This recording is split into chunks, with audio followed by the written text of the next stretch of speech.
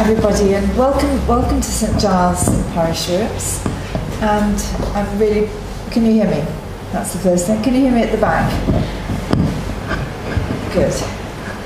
It's my huge pleasure to welcome back Sister Francisca, who's been with us before during the Franciscan series of talks. She, in fact, gave two, filling in at the last minute, very nobly and expertly.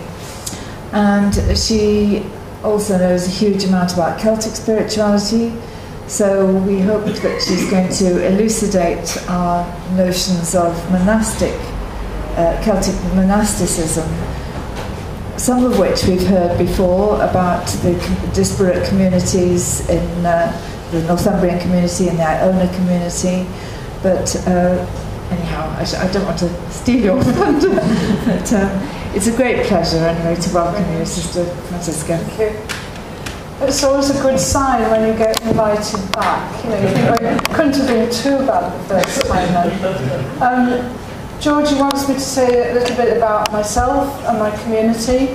I'm a Paul Clare. Paul Clares belong to the Franciscan family. My monastery is just outside London, North London, Barnet. I'm sure you've all heard of High Barnet at the end of the Northern Line. Barnet is the pothole capital of England. We're virtually out in the country because we're right on the very, very fringe of Northern London, but we're quite accessible for the city itself. We're in a very, very fortunate position.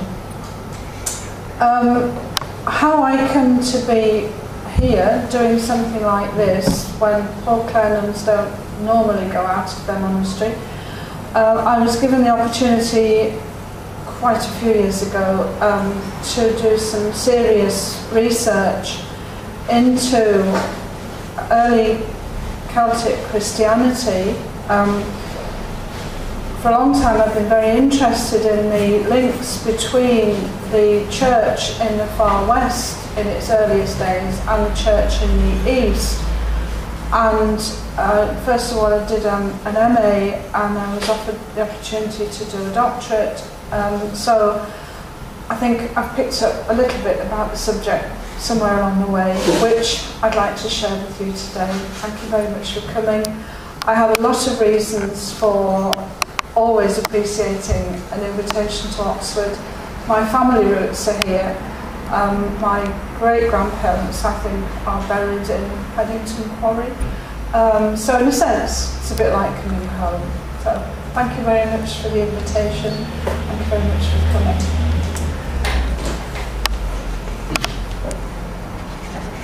So we're going to look at monasticism, the monastic life in Celtic lands.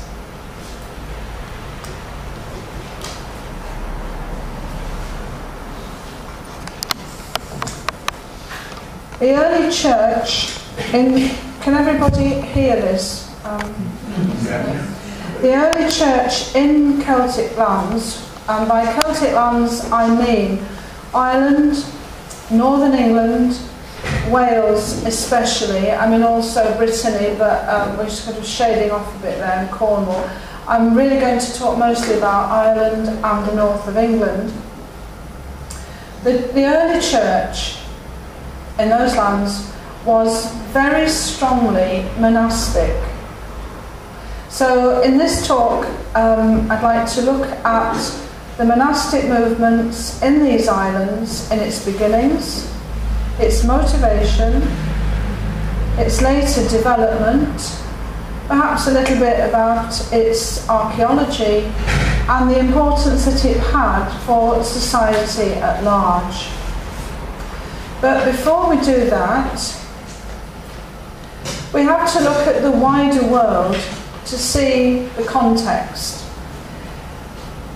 We're going back to about the 3rd, 4th, 5th century.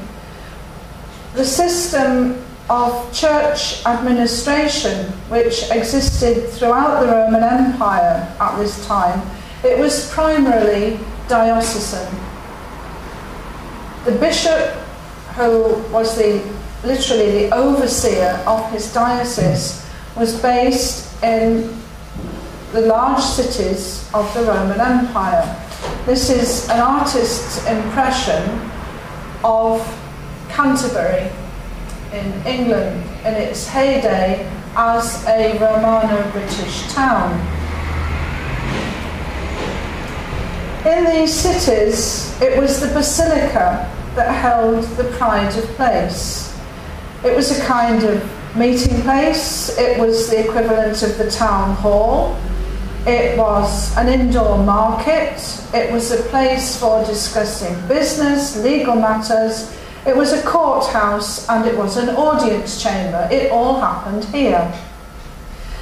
You can see from the way it's built, it lent itself very well to ecclesiastical purposes. And gradually, the largest church in every city of any importance in the Roman Empire became to be modelled on the plan of the basilica. It was a very useful kind of a building. And within that basilica, the pride of place was the cathedral, which you have here. The bishop's chair, the bishop's throne. And it was a symbol of his jurisdiction, his overseeing of the whole diocese. So we see from this that the diocesan system, it relied very closely on this network of towns and big cities throughout the empire. And it seems to have been set up in England from the very beginning. Theodore of Tarsus was probably responsible largely for setting up the diocesan system in England. But now Ireland was never part of the Roman Empire. It had never been colonised by Rome, and it had no cities. So there were no centres of church administration like everywhere else in the empire, which means that Ireland is different right from the start. What they had in Ireland, where the society was tribal, and it was divided into about 150 small kingdoms. Each kingdom was called a tuath. And within these tuatha, people lived in so-called ring forts, which were really enclosed farmsteads, as you see here. Some of these were large enough to contain the whole extended family and the animals and the storehouses. They were surrounded by a bank, either of earth or of stone, depending whereabouts in Ireland you lived. But some were very, very small, and they only held one rough dwelling place. But you see the difference between what we have here and what we saw in the earlier slide of what was happening in the rest of the empire. Now let's look for a minute at the monastic life. The desire to imitate Christ more perfectly, to follow him more nearly, has inspired men and women since the earliest days of Christianity to undertake what they saw to be the same kind of life as his, poor in earthly possessions, unmarried, and totally obedient to his Father. This was one of the reasons. There were lots of reasons, but this is one of the reasons for the withdrawal of thousands, literally thousands, of men and women into the deserts of Egypt and Syria. And one of the really classic scholarly works on early monasticism is actually called The Desert, a City, because there were so many of these monastic establishments, some very large, some very small, that they were supposed to have turned the desert down here in Egypt and the Syrian desert here into a city. But as you can see from this map, monasticism gradually spread. This is where it all began, but it gradually spread to the east and then to the west, throughout the Western Empire. By the end of the 4th century, it was well established here in Gaul.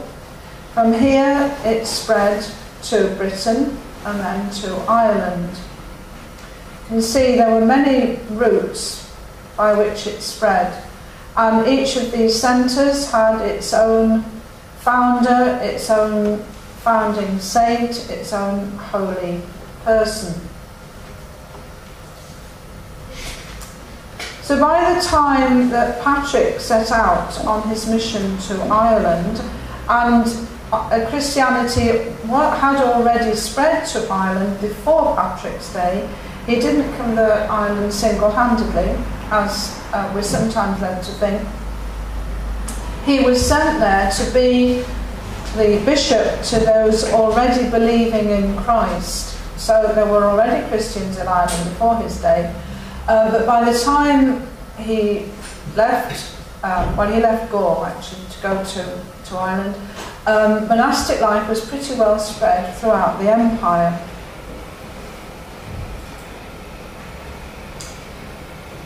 And Patrick was very much aware of monasticism, even if history seems to suggest he didn't place a very great stress on it in practical terms, but in what's known as his Confessio, he writes about the great numbers who were adopting the monastic way of life in response to his preaching, and he uses that to prove the genuineness of his mission. He was in rather a lot of trouble for being a bit on the edge, but he's trying to bolster up his own image, and the fact that so many of the young Irish men and women were becoming monks and nuns, he uses that as a reason for the genuineness, the orthodoxy of his preaching. I'm going to give you quite a long quote because this is interesting to what the situation was. This is Patrick writing as an old man. He says, "In Ireland they never had knowledge of God. Until now they celebrated only idols and unclean things. Yet recently, what a change! They have become a prepared people of the Lord, and they are now called the sons of God.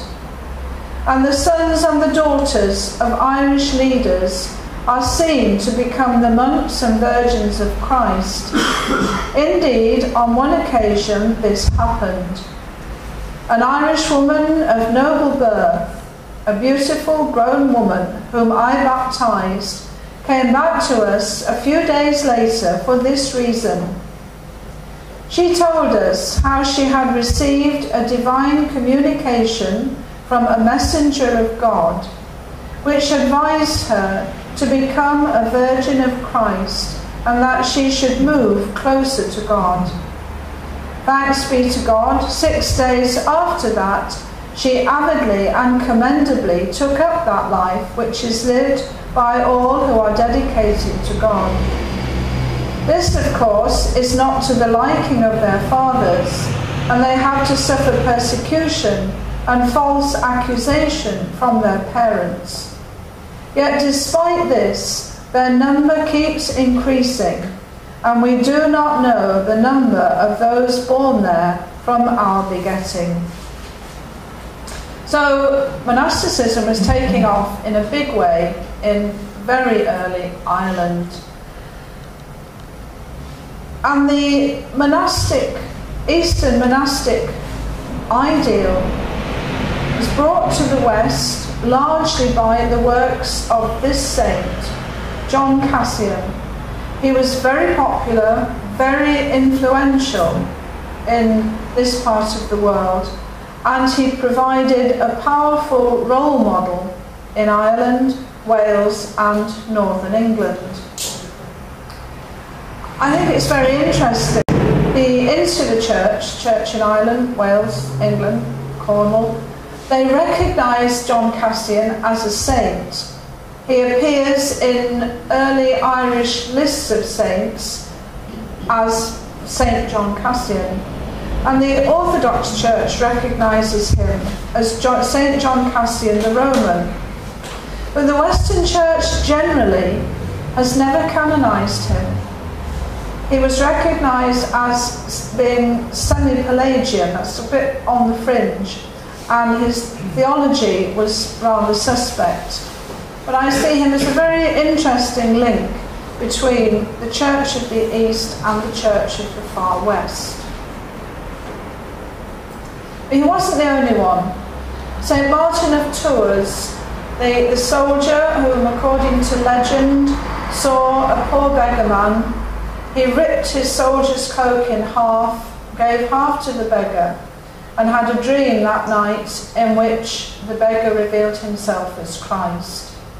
And that experience led to him becoming a Christian, becoming a monk, and eventually becoming a bishop. I've always had slight reservations about this. I thought, well, half a cloak is not much good to the beggar, and it's not much good to you. Why didn't you give him the whole cloak? But anyway, that's how the story goes. Martin of Tours was very influential. So was another saint, Ninian of Whithorn in Galloway in Scotland.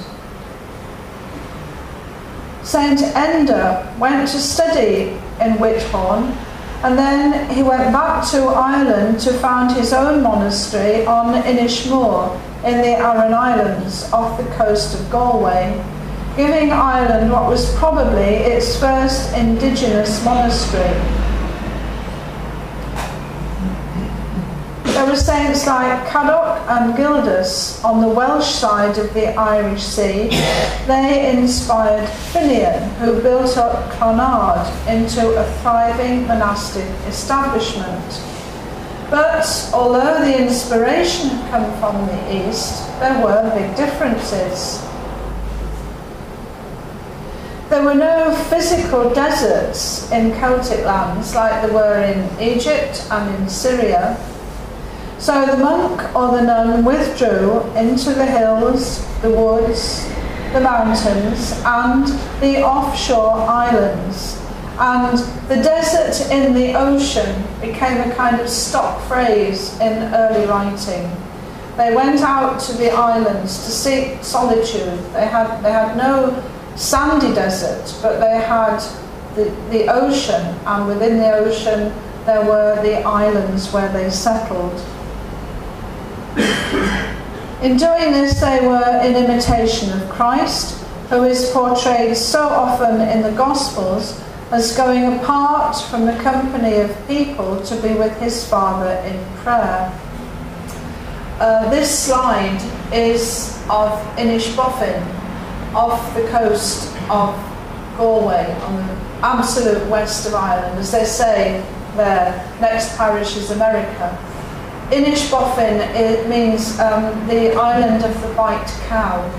After the Synod of Whitby, which I know you've heard a lot about already, the Celtic party, who came off rather worst in that debate, they took themselves off. First they went to Mayo and founded a monastery there, which became known as Mayo na Saxona, Mayo of the Saxons, and they went on from there to found a monastery on the island of Inishbofin, which is right off it. It looks quite close, but it actually takes about 3/4 of an hour in a motorboat to get there. These early monastics, they saw Jesus as their exemplar, their pattern, their kinsman, their fellow monk, their brother. They even saw him as their abbot. In some of their early poems, they speak of him as their abbot. An early Welsh monk wrote, "On the hills and in the valleys, on the islands of the sea, whichever path you take, you shall not hide from blessed Christ. It was our wish our brother, our way to go to the land of your exile. I'll say a bit more later on about this voluntary exile for the sake of Christ, which is a real characteristic of early Celtic monasticism. So the period between very approximately 540 and 600-615 AD was the age of the great monastic founders. Ciaran, who was a follower of Finian, this is a slide of Ciaran, who, as you can see, was like so many other Celtic monks. He loved the animals. He founded Clonmacnoise, Congall founded Bangor, Columkill founded Derry, Durrow and Iona. From Iona we get Lindisfarne. From Lindisfarne the whole of the north of England was evangelised. So the influence which had come from the east is now spreading back into Europe. And the impetus came from the monasteries that they founded, not big churches in cities, but little churches in monastic establishments. So what were these monasteries like, the monasteries that they founded? We have images in our mind of places like Rievaulx and Fountains, the great abbeys of the Middle Ages. But the early Irish monastic houses were very, very different.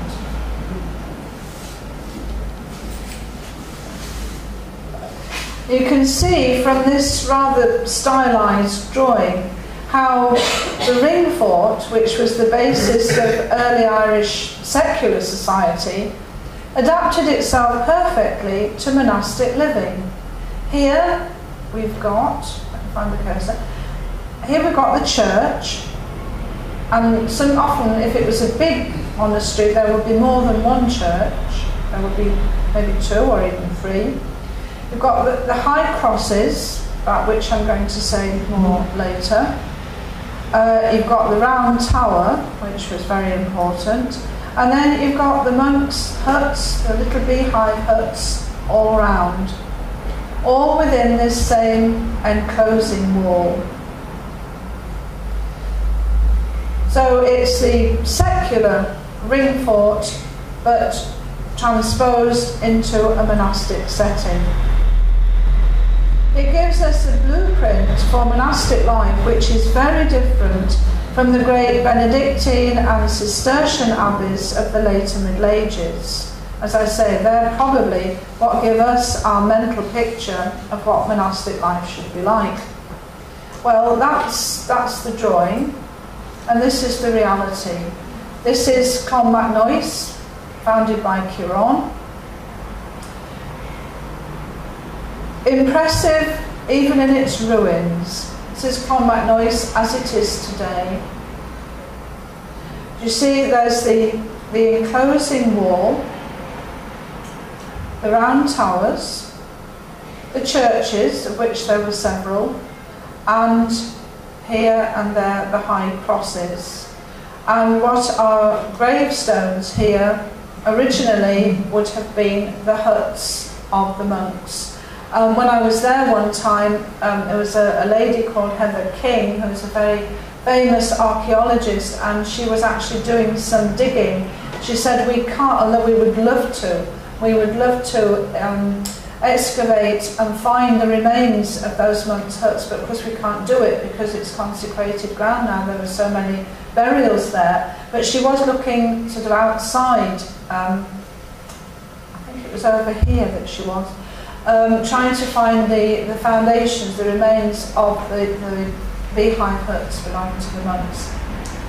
What you see there is actually a very modern addition. That's the helicopter pad for when John Paul II visited Clonmacnoise when he went to Ireland in 1979. The monks wouldn't have had a clue what that was all about. As you see, it's close to a river, and that's important, both as a source of water and as a means of communication. I'll be saying more about that in a while. This enclosing wall concept of enclosure seems to have been less one of exclusion or even seclusion, but it seems to have been rather a way of making access to the sacred available to all. It marked out the edge of the sacred, consecrated monastic ground. The Irish word termon means refuge, and it suggests an area of sanctuary. The much later Western concept of enclosure, which has been very influential in the kind of life that I live until quite recently, has been definitely one of exclusion, keeping people out. But the fact that the sacred area is marked out with a boundary, and you'll see that in a minute, even on monasteries built on islands out in the sea, where it was quite difficult enough to get there anyway. There was no need to put a wall around them. It's trying to say to people, this is a sacred place where you can come and be safe. If you are in trouble, if you are in need, come here, and this shows you where you can find sanctuary, where you can find safety. So it's a very different concept from that of later Western enclosure, particularly enclosure for women. Another one of Clonmacnoise, slightly different angle. Within the monastic enclosure you have the church or the churches, usually several, if it was a big monastery. They could have been built either of wood or of stone. Bede, in his ecclesiastical history, considered construction in wood to be the Irish custom. He wrote of Finian's church on Lindisfarne in the 7th century being hewn oak thatched with reeds in the Irish fashion. Building in stone was really considered to be the Roman manner, but in the west of Ireland, wood was very scarce, so stone was the usual building material, which is why we have these remains in the monastic sites. Looking at the churches closer to, they were simple rectangular structures without porches, aisles, sacristies or towers. So again, they're very, very different from those great basilicas that we saw in the first one or two slides. These were much simpler buildings. They would have been cold, they would have been wet, they would have probably have been quite smelly. The door was always at the west end, thus the altar and the sanctuary faced east in the traditional manner. Windows were always few and small, usually with rounded heads, often splayed inwards towards the interior of the church. So we're dealing with very simple, very basic structures. This is the famous cross of the scriptures at Clonmacnoise. It's one of the most famous of many, many Irish high crosses. High crosses and round towers have become the symbols of monastic sites par excellence. And certainly many, if not most, monastic sites seem to have had at least one cross, often more than one, and probably also a round tower. Scholars estimate that approximately 90 towers and maybe between 400 and 500 of these crosses once existed. We could spend hours, even days, discussing the iconography on these crosses, what the different panels actually represent, and the theology behind that. It's absolutely fascinating. But we'll kind of skate over that now. Two of the high crosses at Clonmacnoise were moved indoors in 1992, because they were being affected by acid rain. It was a very, very delicate operation, as these huge stone monuments had never been since they were erected more than 1,000 years ago, and of course they're totally beyond price. So if they'd been in any way damaged, it would have been an irreparable loss. But when they were moved, they were padded round and round and round, and they had huge cranes to lift them, put them indoors in place of safety. They'd been replaced with identical copies. When they were moved, there is evidence underneath them of earlier markers or wooden crosses, and there were also the remains of adult males buried beneath the crosses. Presumably these were very early members of the monastic community, which is quite interesting, as these Irish crosses don't seem to have been funerary monuments. Early monastic texts speak of liturgical prayer at the cross, which probably indicates that the monks gathered here for some of their monastic offices. Whether they only did that in good weather or whether they were prepared to get wet, we don't know. But there were certainly places where liturgical prayer took place.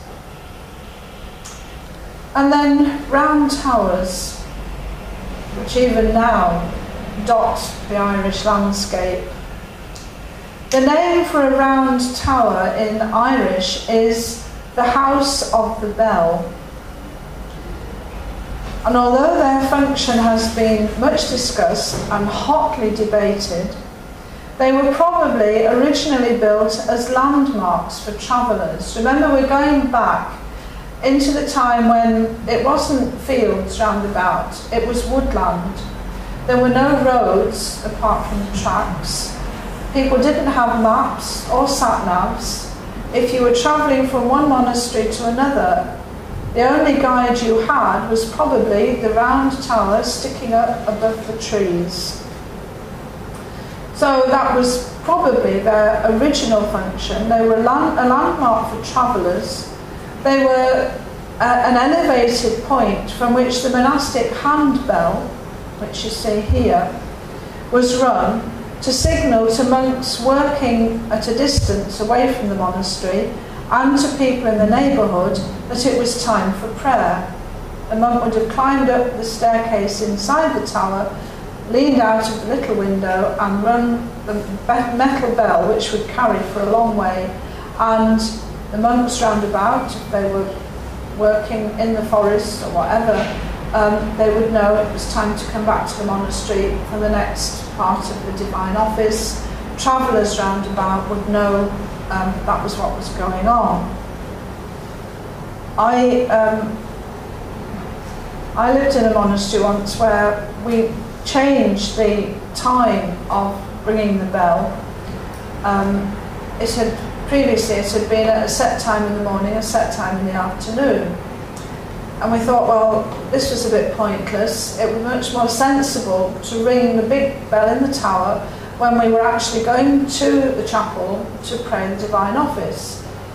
But we warned the people round about, we put it in the local church magazine, and told them that the bell would now be ringing when the sisters were going to the chapel to pray.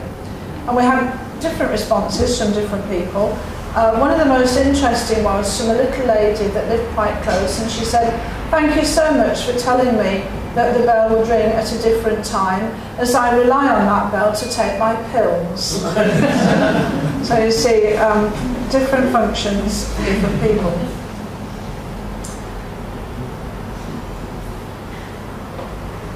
Also, if danger was threatening, as you can see, the monastery is built very near a river, and it was up that river that the Vikings came. We're moving on a few hundred years now.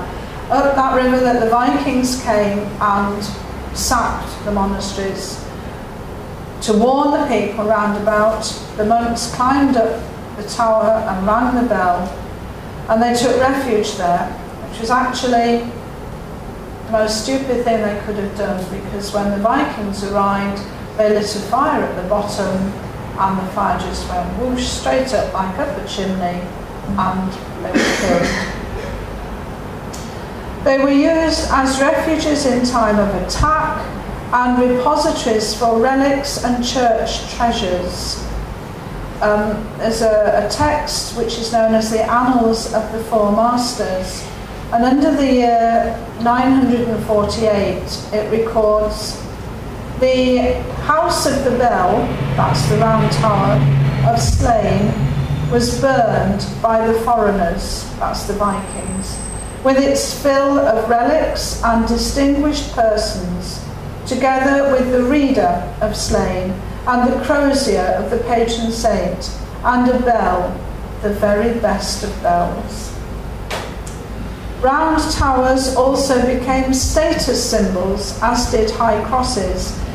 They indicated monasteries which were large enough and rich enough and secure enough to need and to afford such elaborate constructions.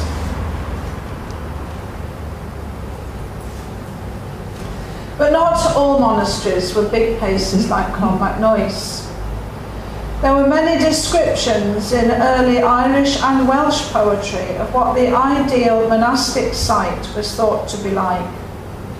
I quote, "O Son of the living God, O eternal King, I desire a hidden hut in the wilderness, that it may be my home, a narrow little blue stream beside it, and a clear pool for the washing away of sin through the grace of the Holy Spirit. I have a hut in the wood, only my Lord knows it. An ash tree closeth it on one side, and a hazel like a great tree by the rath on the other. The size of my hut, small but not too small, a homestead with familiar paths. From its gable, a blackbird sings a sweet song." So very close to nature. As I say, not all monasteries were huge like Clonmacnoise. And the archaeology of monastic sites, it bears out the information that we find in those verses. A small gabled hut, and stone huts like this one were more common in the west of Ireland, surrounded by a rath, a bank of earth or of stone, near the sea or fresh water, in a setting of great peace and natural beauty. This describes hundreds of monastic sites, both large ones, which could house a community of dozens or even hundreds of monks, and small ones, for a solitary hermit living in his hidden little hut in the wilderness. And it's often these solitary huts which have survived the best. I'm sure you've all seen photos of Gallerus Oratory, which is still keeping the rain out after more than 1,000 years. It's dry stone, there's nothing holding those stones together, and it is just beginning to leak up there. But I mean, if our house stands for 1,000 years and doesn't leak, I think we'll be very happy. And then places like Skellig Michael, 8 miles off the coast of Kerry, and inaccessible except in very calm weather. That's looking back from the Great Skellig to Little Skellig to the coast of Kerry.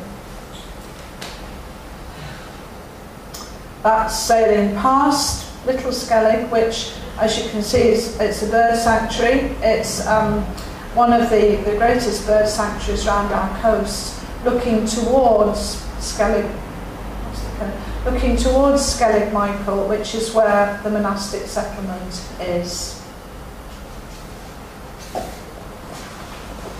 I've been there once, and it was the experience of a lifetime.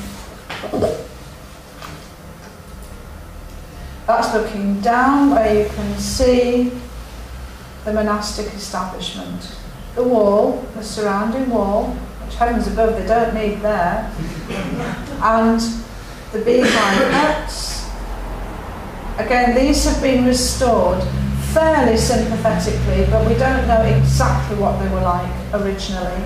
But they are still standing, what, approximately 1200 years they've been standing there. As I say, they have been reconstructed, but it's been fairly well done. That, I think, is one of the better ones. You come up from the landing place, it's steps and steps and steps, hundreds of steps, and you go through their little garden and through, we're not quite sure which was the garden and which was the burial ground, but they had it all very carefully planned out. You go through the gateway there into what was the heart of the monastic establishment. They think that this might have been the refectory, the dining hut, and then there were the little beehive huts. Whether it was in use all the year round, I mean, the day we were there, it was like paradise. It was a blue sky, the sun was shining. You couldn't imagine anywhere more beautiful. But think of 8 miles out in the Atlantic this time of year, howling gales, the spray, I mean the waves coming up and hitting cliffs, the spray goes up right as high as the cliffs. What do they live on? It's possible that they only use this monastic place in the summer. When we were there, quite a big party, we were being taken around by a guide, and one of the parties said, would this have been a prison establishment?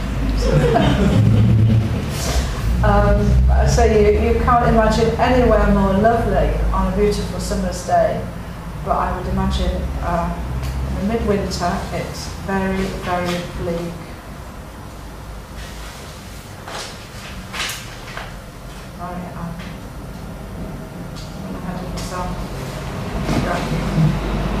But you also get, as I say, you get very small monasteries. Well, this is a hermitage, really. This is on Valencia Island, in the estuary of the Shannon River. And there you just have one beehive hut and one tiny little chapel. So there was a monk there living on his own, and even there he had his enclosure wall.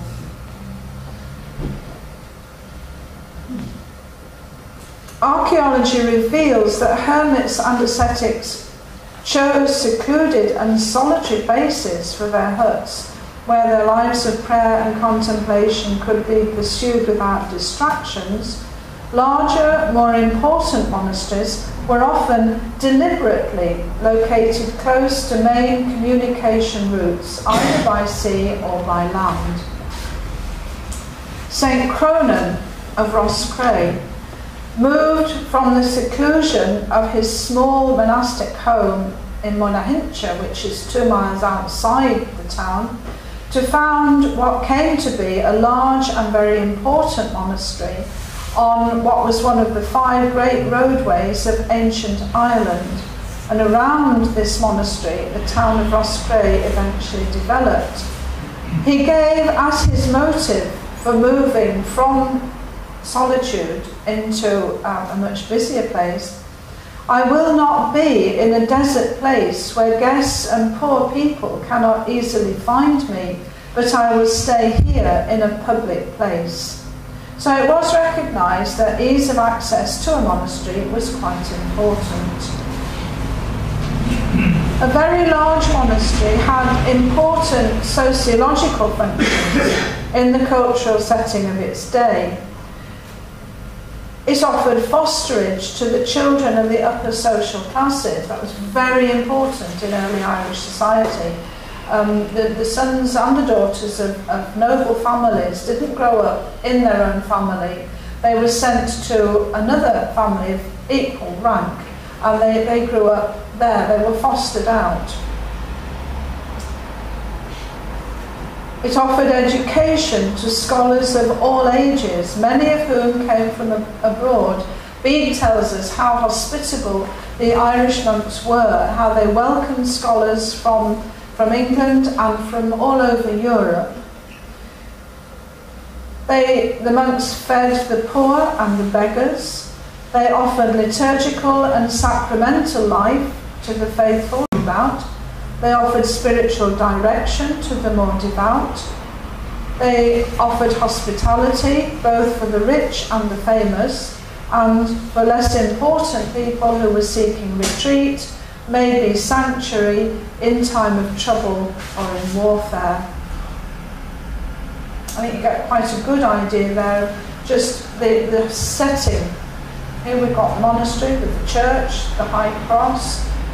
This is a poorer monastery because it hasn't got a round tower, but it's got two big crosses, and the monastic lands round about, which were farmed. The monks did some of the work, and they also had local families working for them. So they were very, very much part of the local scene.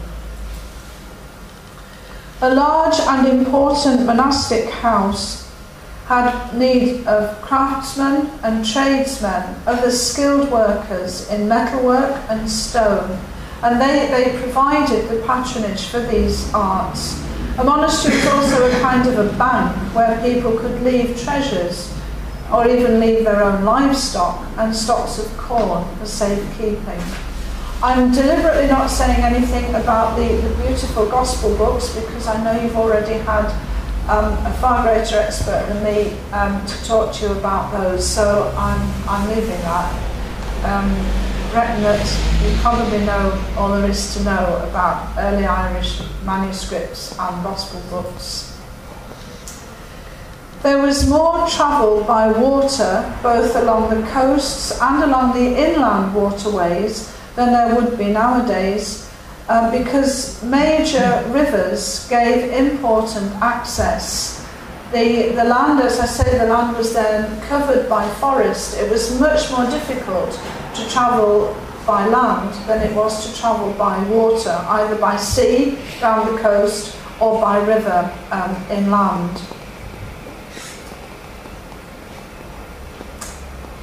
The River Shannon was one of the main highways leading to Clonmacnoise, which was both good and bad because that was how the Vikings got there. Low-lying lake shores would have been damp and heavily wooded, so water transport would often have been much easier than land travel. Fording places across rivers where these were shallower were also frequent monastic sites, such as Killaloe and Banagher on the Shannon. Some monastic sites now appear to us to be isolated, but in early days they were situated just off the junctions of important routes. Glendalough is one of those. Now it's hidden away in the Wicklow Mountains, and yet it was the burial place of the kings of Ireland at one time, so it was a very important monastery. So we can see that a large monastery could be a very busy place, a lot of activity, a lot of comings and goings of all kinds. The arrival and departure of missionary monks, students and scholars, maybe from abroad, pilgrims, guests, important visitors, both ecclesiastical and secular, local nobility bringing their sons to be fostered or visiting them, workmen, craftsmen of all kinds, scribes seeking to borrow precious books or to compare biblical texts, visiting monks from other monasteries, stonemasons, workers in metals and purveyors of precious stones, farmers and cattle drovers, fishermen, traders and merchants. So in a really big monastery it could have been never a dull moment. Now this idea of pilgrimage, journeying, what they called in Latin peregrinatio pro Christo amore, pilgrimage for the love of Christ. It was one of the great driving forces in early Celtic Christianity. The first aim, the main aim of these pilgrims was ascetic, the self-sacrifice, breaking off ties of kinship and family, which were extremely strong in early Celtic society. But it didn't rule out other motives. There were many reasons behind the obviously religious ones for what one early writer called the Irish fashion of going away. Peregrinatio, pilgrimage, was in essence a radical retreat from society into a solitude more or less complete. But this label could also cover a variety of types of travel. Some of them we'd call, in modern terms, scientific, colonial or commercial aims, while they were still basically religious in their inspiration. Monks set off into the unknown in response to God's call, in order to rely solely on His providence, to deliberately sacrifice these precious ties of home and family for love of God, to take the gospel where it had never been preached before, to fulfill a penance. Often when a monk went to confession and confessed a particularly grave sin, he would be given as his penance to go on peregrinatio. Or even if they felt that life at home was getting too comfortable, to escape the comforts of a well-established Christianity. But this pilgrim for Christ, he wasn't someone who visited a shrine abroad and then came home again. He was rather a man who abandoned his homeland, either for good or for very many years. He would probably have had little hope of ever seeing his native land and his family again. This was a sacrifice he made willingly for the love of God. So that's really all I want to say about early Celtic monasticism. But as Georgie tells me, that the idea of these talks is to see, well, what can we take from this into our lives today? I thought perhaps we'd just have a very quick look, a very, very quick look, at least one Irish monastery still flourishing today. And that, I mentioned the town of Roscrea, where St. Cronin built up his monastery deliberately so he could be there for people. He had been a hermit a few miles away in a tiny little hermitage, but he realised that God was calling him to make a much bigger monastery for the sake of people round about, and that was the origin of the town of Roscrea.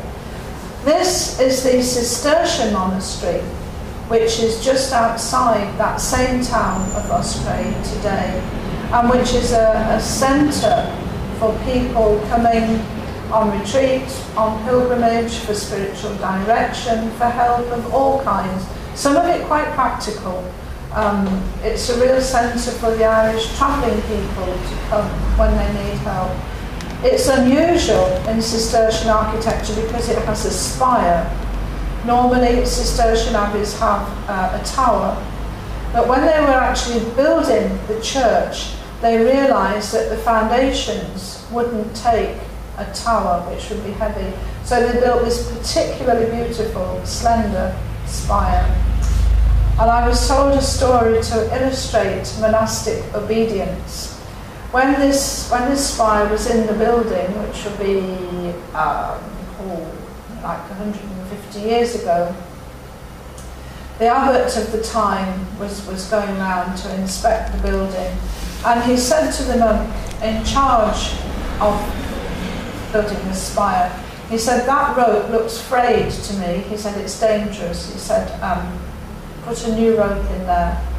And the monk said, "Yes, I'll do that, Reverend Father, I'll do it this afternoon."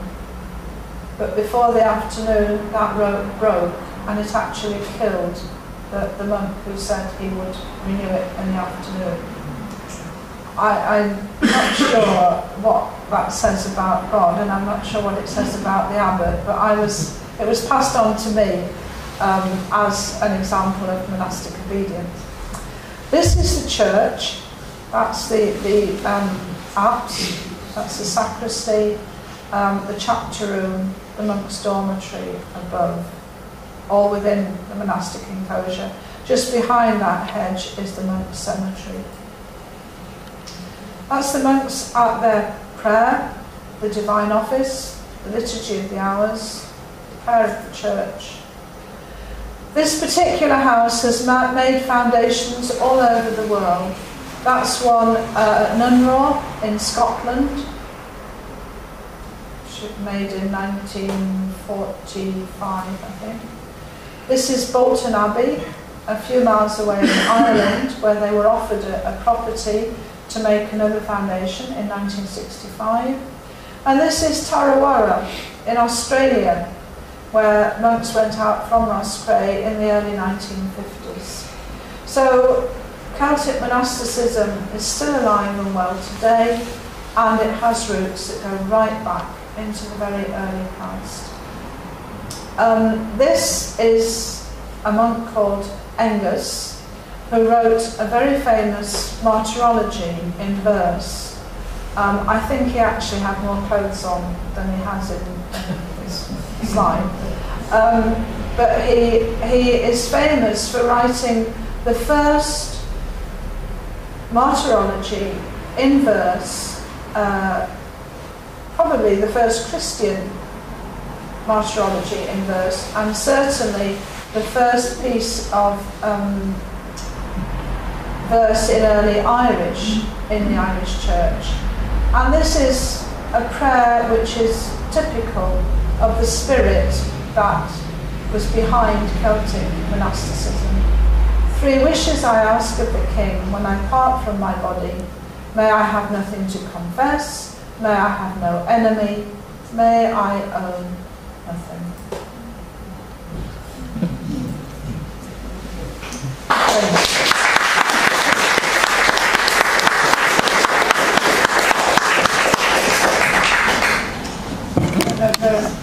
Any questions or any comments? When I'm running over. If you do, please either speak very loudly or come up here to use the microphone. Can I? Oh, yes. Just a very quick question, and thank you for a fascinating talk. Were there round towers in Northern England as well, or were they peculiar to Ireland? They were a particularly Irish thing. But they seem to think that when monasticism moved over into north of England, yes, but they're not as well preserved. It's amazing because the foundations are actually very, very shallow for such a very tall, and some of them are extremely tall. So it's quite remarkable that they have endured as well as they have. Yeah. There are at least 2 in Scotland. Yeah. So. Yeah. We have a little flurry. I think you were next, actually, Alison. Yes, thank you for your talk. I was just interested, you started off by talking about the Roman pattern and the bishop sort of founding that. Yes. I'm wondering what the relationship in Ireland at that time was between the monastery and the wider Christian community. Yeah. Instead of the cathedral with the bishop was a member of the monastic community, and often he was actually under the abbot. But it was the monastic community that was the centre of the local Christian community, and in a way that builds up very close relationships with the monastery, which I think you still see in a big monastery today, like Roscrea, where they're very much part of the local scene. And you also see in the east, in Orthodox lands, where the monastery is where people go, and it's kind of very similar. But, Thank you for such a fascinating talk. Can you hear me? yes, certainly. I was really intrigued by what you said about the family, if you like, and the kinship. Yeah. Obviously it's a big topic, so let me just try and focus down. It seems to be almost a contradiction that, on the one hand, richer families would give up children, I mean it as sons, rather than daughters, into the monastery to be fostered, which suggests that there isn't this there isn't the sense of the nuclear family quite as we have it now, where you're very focused just with biological relationships, as it were. And that's extremely intriguing. And yet, on the other hand, the monks would have given up family and left them and gone off on a peregrination. It's almost as though there's a sort of dualism there. And it also struck me, it's a sacrifice for them, but it's possibly a bigger sacrifice for them who got left behind, who had reared them and then had to say goodbye. I wonder if you just comment on that. The relationship. Yeah, I mean, what you say is absolutely true. You know, St. Bede, he was taken to the monastery when he was 7 years old by his parents. But I think they didn't see that quite as much as a sacrifice, as a privilege, absolutely enormous privilege, if they were giving a son or, to a much lesser degree, a daughter, to the church. They were fostered in monasteries or with other noble families. This wasn't the kind of common or garden people. I mean, there you grew up in your own family and you worked, even as a small child, you had your function in the family. But then you did go back to your family, having been, what in medieval England would have been the equivalent of a page or something like that. You learned the ways of noble society and how to behave, but then you went back to your family, your marriage would probably be arranged. But if you were given to the monastery, or if you wanted to enter the monastery of your own will, that was an enormous compliment to your own family. And what you say about the nuclear family and the extended family, in Ireland it was always the extended family. You know, uncles, great uncles, a huge extended family.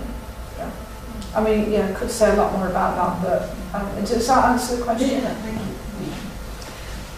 We are actually past time, so I better close there. But I'm very impressed with the comprehensive nature of that talk. Well, I've only kind of tickled the surface, really. I've got there's a reading list, if anybody, a handout with a reading list, and a couple of books that I'll have to take them back. I should be in huge trouble with our librarian, but if you'd like to have a look, it's the two that I would recommend most on the subject.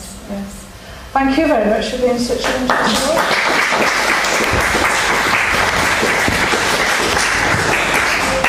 And the theme of monasticism will be continued next week when we hear about a more current example, as it were. Could anybody not hear me? Did you hear that? Do come next week if you can. It's the last one in the series.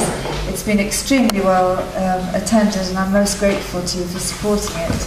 And thank you again, Sister. My pleasure.